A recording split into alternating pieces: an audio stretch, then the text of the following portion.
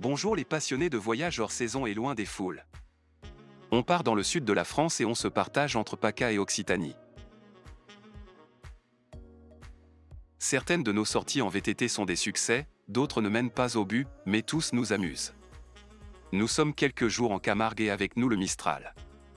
On finit dans les Cévennes, où nous sommes invités à un anniversaire.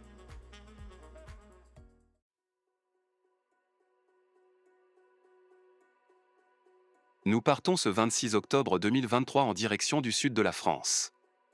Pour l'aller, nous choisissons une route inhabituelle pour éviter les perturbations pluvieuses sur les axes principaux. On part vers l'ouest et la Suisse. On passe la ville de Croix dans le canton des Grisons et nous nous dirigeons vers le col du San Bernardino.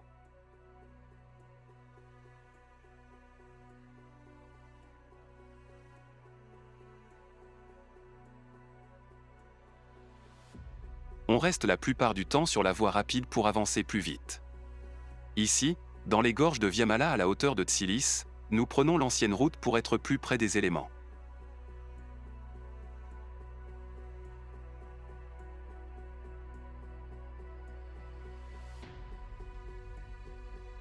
Notre pari de ne pas nous retrouver sous la pluie battante ou même la neige est gagné.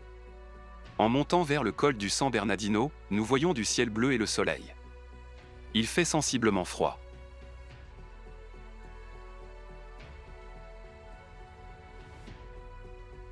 Nous nous plaignons souvent de notre vieux camion, mais nous sommes heureux de ne pas en avoir un de cet âge et de cet état.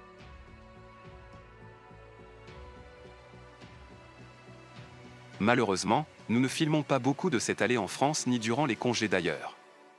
Cette vidéo rassemble principalement des jours dont nous avons des séquences vidéo. Ce seront surtout nos escapades peu communes en vélo. Comme annoncé et expliqué dans la vidéo précédente nommée Notre été en Autriche entre Tyrol, Vorarlberg et Styrie, André a des problèmes au genou droit qui sont moindres sur un vélo.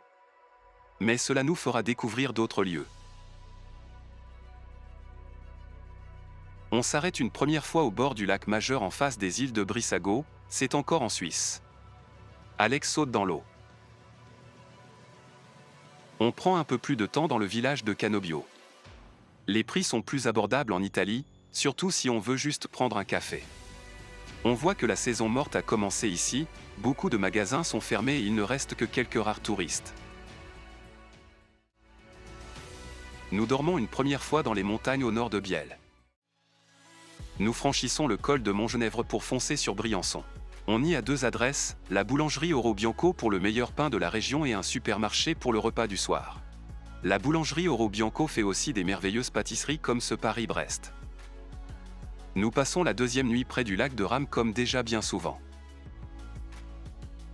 On y voit pour la première fois le déversement du surplein de la centrale EDF dans le gouffre de Gourfouran. C'est à la fois impressionnant et scandaleux. Le 28 octobre 2023 on fait surtout de la route et on fait des visites pour notre site provenceguide.net. Ainsi on arrive dans les Bouches-du-Rhône pour passer une troisième nuit près de la chapelle Saint-Tréparade. Le puits Saint-Tréparade se trouve aussi au bord de la Durance. Une route délabrée mène sur les rives sud du fleuve. Une bande goudronnée passe sur la digue entre le cours d'eau et des gravières transformées en lac où nichent beaucoup d'oiseaux aquatiques.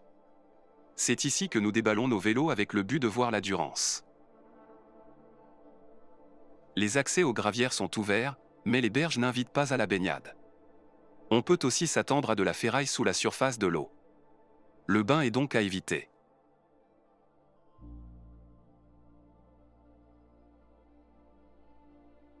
La piste goudronnée se délabre de plus en plus.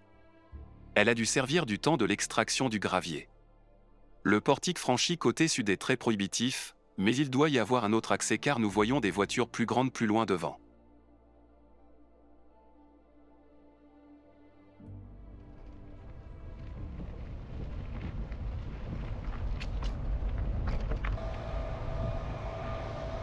On se croit dans une zone sauvage et délaissée et qu'est-ce que nous voyons ?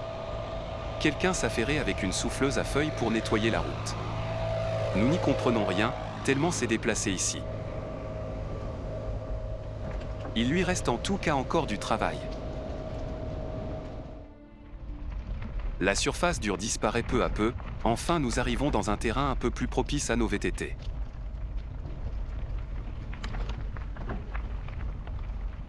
Sur la gauche se trouvent toujours des lacs dans d'anciennes gravières. Par endroits, nous voyons des observateurs d'oiseaux.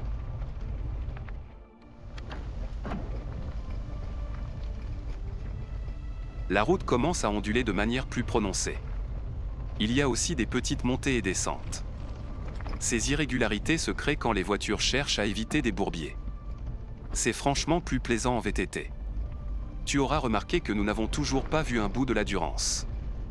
Pourtant nous la longeons tout le temps, elle méandre librement à droite dans un lit extrêmement large. Notre manque de chance fait que cette année l'eau se retrouve surtout sur la rive nord et nous sommes actuellement sur la rive sud.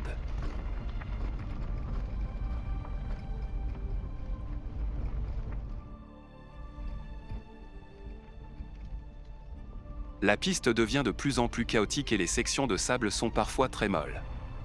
Nous roulons sous la ligne électrique à haute tension et celle-ci s'étend parallèlement au grand cours d'eau, mais nous avons des doutes que les voitures vues plus tôt soient passées par là. Le terrain ne correspond pas aux cartes sur nos portables. Nous cherchons toujours un échappatoire vers la droite et vers la Durance.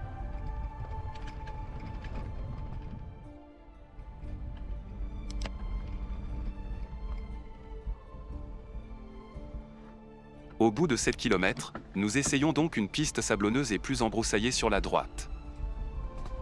Elle mène droit dans le cours d'eau de la Durance.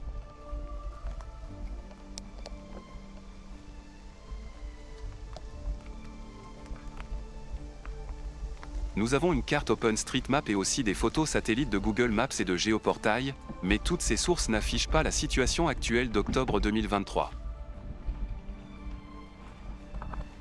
D'après nos cartes, on devrait déjà rouler dans l'eau.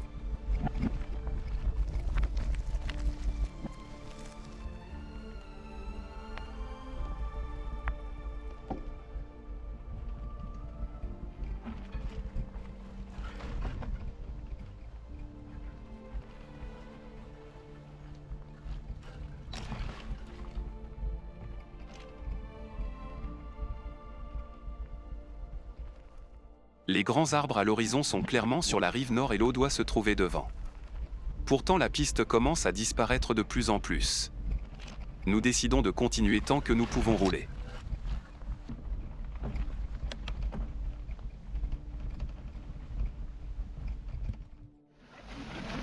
Non, cela ne passe pas. La Durance doit être encore plus loin au nord et ce depuis quelques années au moins. Nous rebroussons chemin non sans râler. Les branches se coincent dans la chaîne et la font dérailler. Mais on transpire bien et on fait au moins du sport loin de la circulation automobile, c'est déjà ça.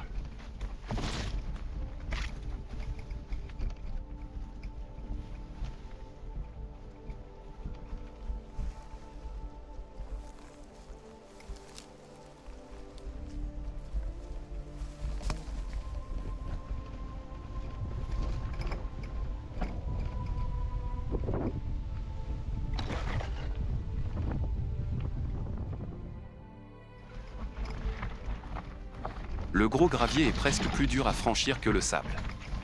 Il y a vraiment toutes sortes de difficultés dans le lit de la Durance. On voit au fond la ligne de haute tension qui marque plus ou moins la digue sud et la piste principale sur celle-ci.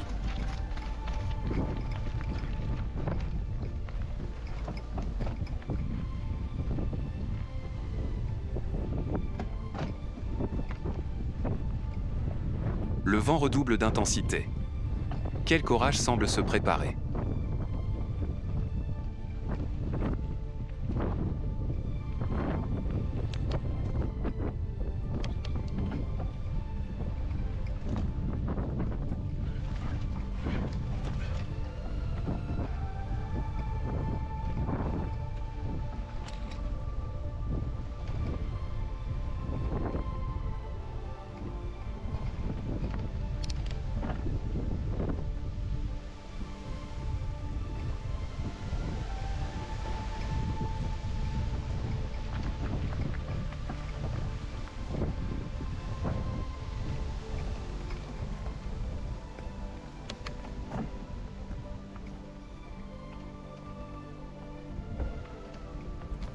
Nous voilà au croisement boueux où nous avons quitté la piste que nous jugeons être la piste principale de la digue sud.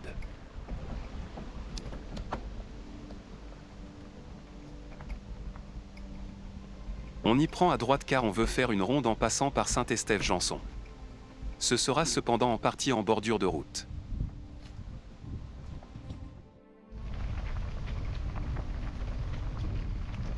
Nous n'aurons donc pas vu la Durance sur ce tour.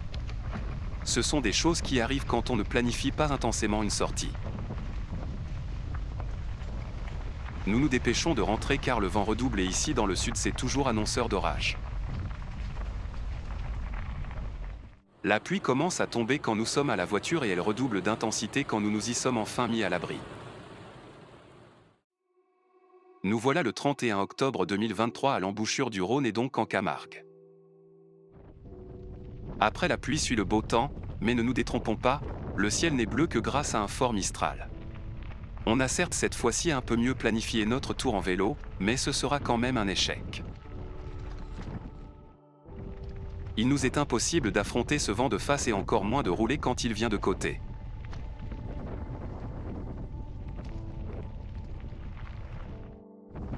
C'est encore plus désagréable quand il faut rouler sur la route goudronnée sans aucune protection au vent par des roseaux. Nous abrégeons très vite ce tour, ce n'est vraiment pas possible. On prend le premier chemin de traverse pour revenir vers notre point de départ au camping au sud de Salins-de-Giraud. Mais bien sûr, on est en Camargue et qui dit Camargue c'est qu'il y a des canaux partout. Notre piste agricole mène vers une pompe sur un de ces canaux.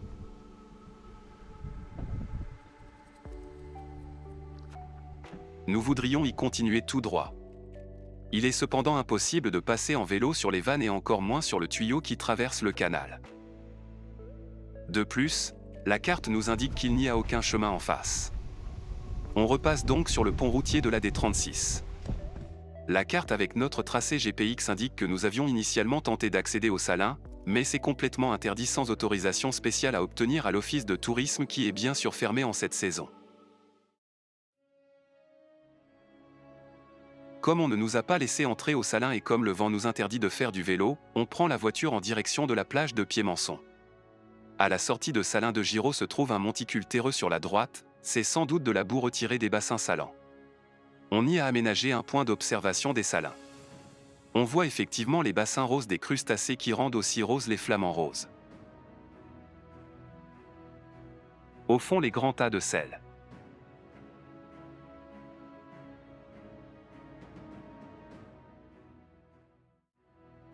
Et voilà une autre mésaventure à la plage de Piémançon. On avance sur le parking dédié sur du sable mouillé donc dur. D'un coup les roues avant s'enfoncent. Le châssis avant du trafic repose sur le sable, les roues motrices tournent sans tracter. Apparemment une couche d'eau de pluie est restée coincée ici et a rendu ces quelques mètres vaseux. André déballe la pelle et commence à creuser autour et à l'arrière des roues avant. C'est une entreprise presque vaine, mais cela aidera quand même plus tard. On cale sous les roues ce que nous avons, une planche de cuisine et les chaînes neige dépliées.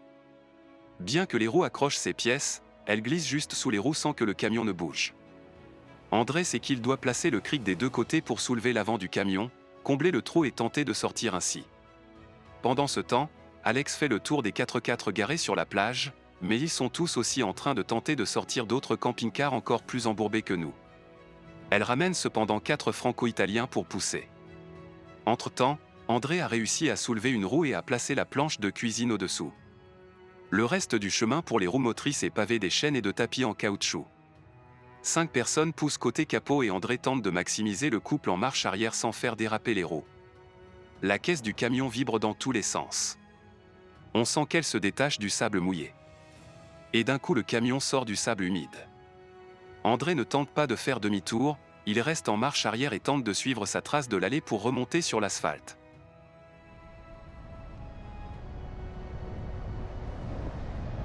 On va ensuite quand même sur la plage. La lumière est belle, mais le vent est assourdissant et le sable nous martèle les visages.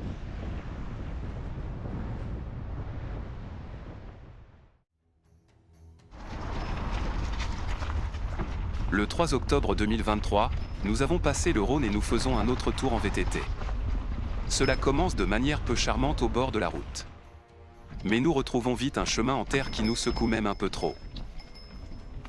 Nous sommes ici cependant sur une voie romaine ou du moins une voie qui accompagne un aqueduc et ce n'est autre que l'aqueduc romain de Nîmes. Oui, c'est celui dont il reste principalement le pont du Gard et ce fameux monument est le but de la ronde. Au ruisseau de Bornègre se trouve un pont romain à 3 arches très usé. Tout près, on voit une sorte de tunnel, c'était une tranchée initialement ouverte, mais recouverte d'un remblai. Nous passons le fameux pont. Il manque la couverture d'origine et il ne reste que les arches, ce qui nous oblige à pousser les VTT.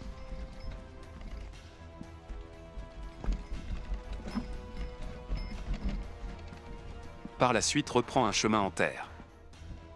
Il nous amène vers Argilier.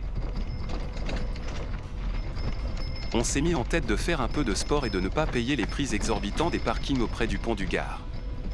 On est donc parti de la zone commerciale d'Uzès. On prend pour l'aller un détour par la colline et nous retournerons par la voie verte. Nous passons ainsi entre la forêt à gauche et les vignes à droite.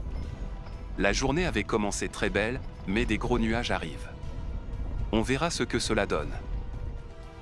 C'est sur une route goudronnée secondaire que nous arrivons au village nommé Verpont du Gard et c'est effectivement sur cette commune que se trouve le pont aqueduc romain.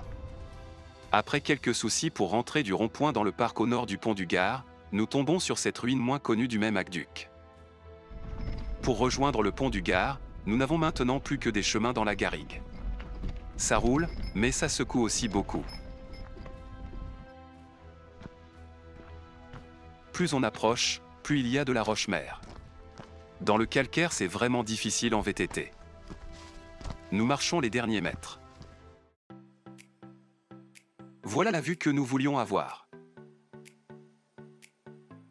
En plus, on a quelques rayons de soleil sur le pont du Gard. Il est vraiment merveilleux d'arriver de ce côté avec cette vue sur le grand monument romain. Étant arrivé là, on veut le voir de plus près. On continue donc de rouler le long des chemins. Il y a bien sûr du dénivelé pour descendre du plateau jusqu'à la base du pont. L'état du chemin laisse aussi à désirer. On arrive tant bien que mal au niveau intermédiaire avec la canalisation de l'aqueduc.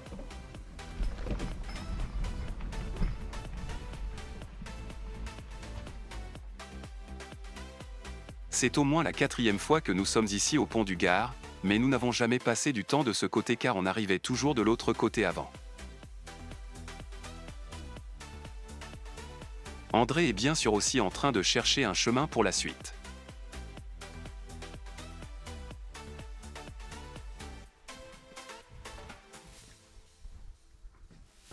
Il n'y a pas beaucoup de variantes, nous devons faire descendre les vélos par les marches si on ne veut pas faire des grands détours.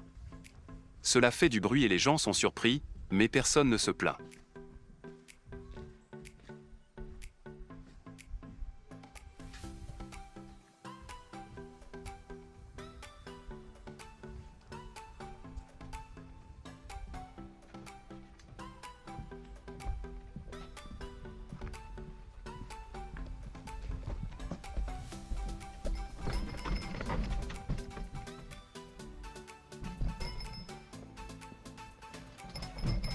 Nous arrivons enfin à la base du pont, c'est celle avec le pont routier accolé à la Renaissance et qui sauva le pont jusqu'à nos jours.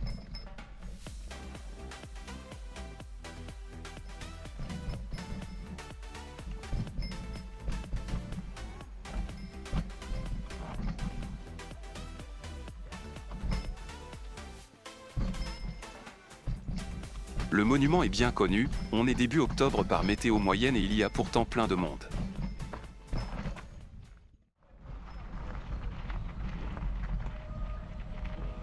Bon, on veut encore voir le pont d'un autre angle. Toujours de la rive nord, mais encore un étage plus bas, à celui où les piliers sont ancrés dans la roche. Les Romains construisaient pour la durée et on prenait garde à utiliser la roche-mère comme base sans que les piliers maçonnés soient constamment sous l'eau.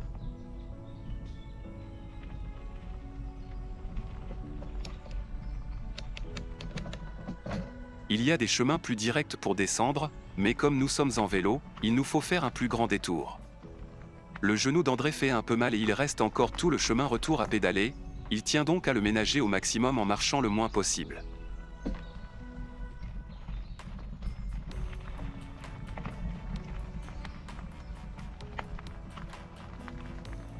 On trouve enfin un chemin à descendre avec nos VTT. Il y a certes une voie verte plus haut et beaucoup de chemins sont théoriquement bons pour les cyclistes, mais bien sûr rien n'est indiqué ou aménagé.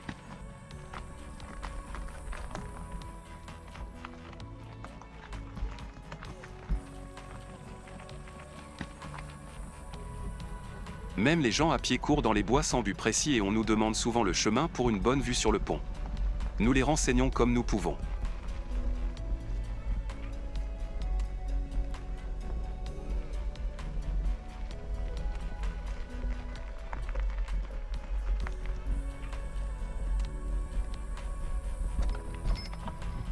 Nous voilà sur le chemin le plus bas et le plus près de l'eau sur la rive nord.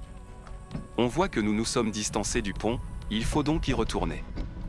Mis à part quelques racines, c'est une piste aisée mais c'est aussi un cul-de-sac.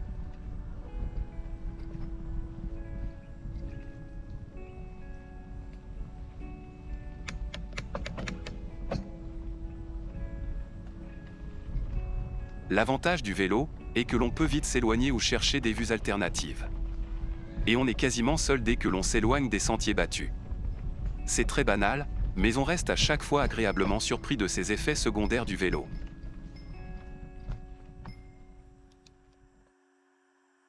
Du côté amont, on voit le pont aqueduc tel que l'on construit et vu les Romains car le pont accolé n'est presque pas visible.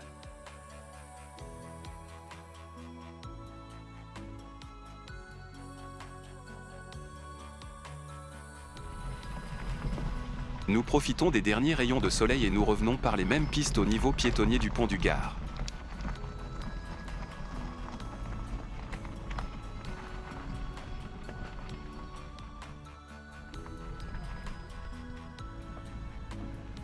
Il nous faut bien sûr aussi rouler sur le pont accolé pour rejoindre le milieu du Gardon. Nous sommes vraiment les seuls cyclistes sur le site.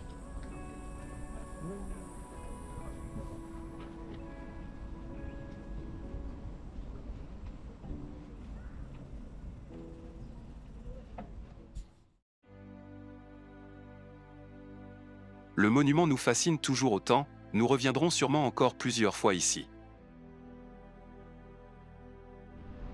On reprend un chemin plus aisé pour quitter le site à vélo et enfiler la voie verte construite sur la ligne de chemin de fer abandonnée vers Uzès. Les nuages de vent sont menaçants et c'est sur cette ligne droite que l'orage éclate.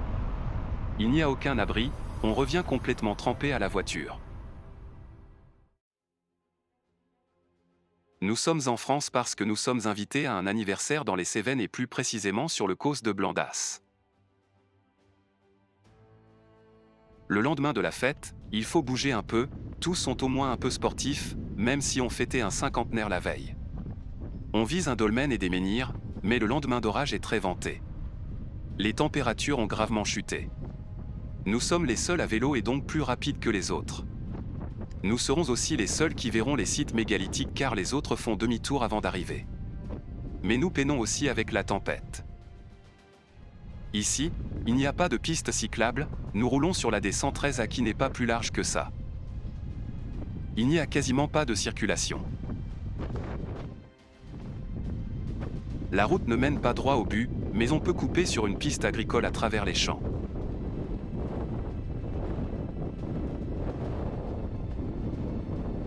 On voit et on entend bien le vent sur cette partie dégagée.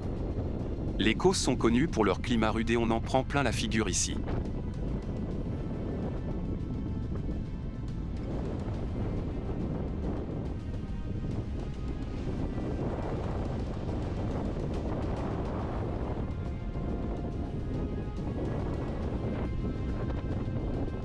Le seul bémol sont les nombreux portails à bestiaux alors qu'il n'y a plus d'animaux sur les prés en cette saison tardive de l'année.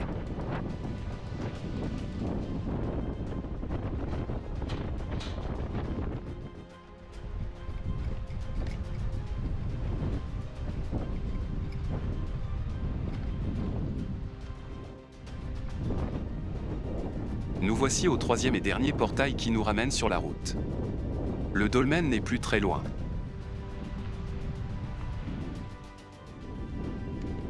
Le vent nous fait tanguer comme un bateau dans la houle.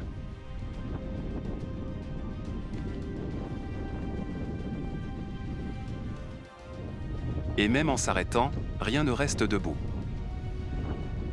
Mais à ce croisement se trouve le dolmen du Planat dont le talus est encore bien conservé. Il est trop petit pour nous abriter du vent.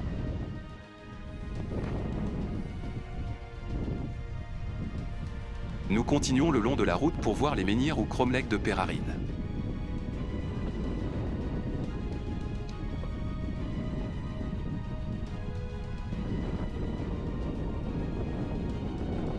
On les voit certes, mais on interdit toute approche. Peut-être cela préserve-t-il le site, mais nous pensons que c'est simplement un privé trop pointilleux de sa propriété qui se met en scène ici. Et rebelote, la béquille n'est pas indiquée avec un vent pareil. Nous sommes déjà sur le chemin du retour.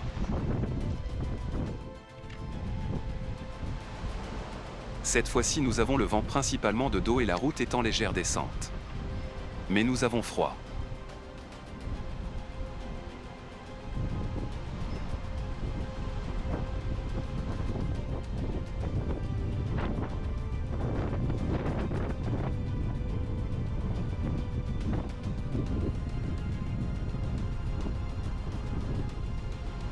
Nous restons encore une deuxième nuit chez nos amis dans les Cévennes, mais pour cela nous allons chez eux à Sumène. C'est de là que nous commencerons le long retour à la maison au Tyrol. Nous passerons une autre nuit près de Roquebrune-sur-Argence dans le Var.